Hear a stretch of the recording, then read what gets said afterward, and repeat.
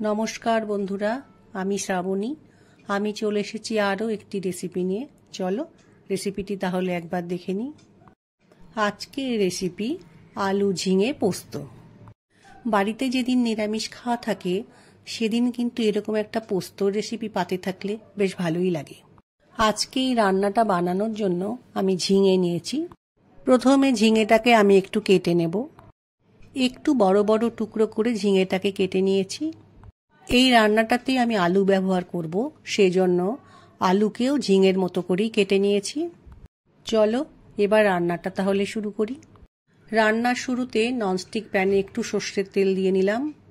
তেলটাকে প্রথমে একটু ভালো করে গরম করে নিতে হবে। গরম তেলের মধ্যে একটু পাঁচফোড়ন দিয়ে দিলাম। পাঁচফোড়ন খুব সুন্দরভাবে ভাজা হচ্ছে, এই সময় শুকনো লঙ্কা ফোড়নে দিলাম। ফোড়নটাকে একটু সময় ধরে ভালো করে ভেজে নিতে হবে। ফোড়নটা ভালো করে ভাজা হয়ে গেছে, এই সময় কেটে রাখা আলু প্যানের মধ্যে দিয়ে একটু ভালো করে ভেজে নিতে হবে।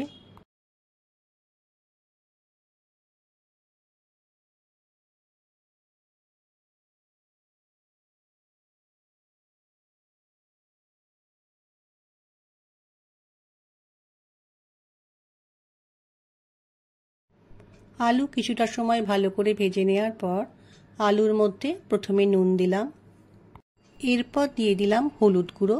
তোমরা চাইলে হলুদ গুঁড়োটা নাও দিতে পারো। ঝালের জন্য একটু কাঁচা লঙ্কা কুচি দিলাম। এবার আলুর সাথে সমস্ত কিছু খুব ভালো করে মিশিয়ে নিয়ে একটু সময় রান্নাটা করে নেব। কিছুটা সময় আলুটা রান্না করে নেওয়ার পর এবার আমি কেটে রাখা ঝিঙেগুলো আলুর মধ্যে দিয়ে খুব ভালো করে মিশিয়ে নেব। ঝিঙে ও আলু একসাথে ভালো করে মিশিয়ে নেওয়ার পর একটু সময় রান্নাটা করে নিতে হবে।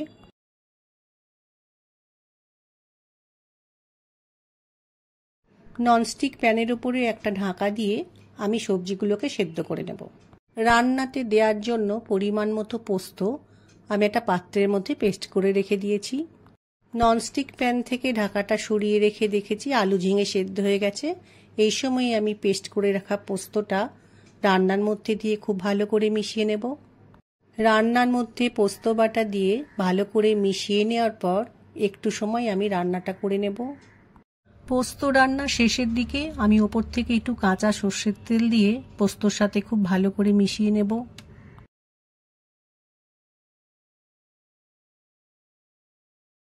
গরম ভাতের সাথে এরকম পোস্ত খেতে কিন্তু আমরা অনেকেই ভালোবাসি।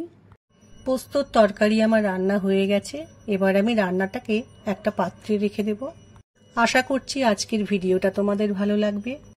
আমার আজকের রেসিপি ভালো লাগলে লাইক, শেয়ার ও সাবস্ক্রাইব করো। ভিডিওটা দেখার জন্য ধন্যবাদ। ভিডিওটা আজ এখানেই শেষ করছি। ফিরে আসছি আরও একটি রেসিপি নিয়ে।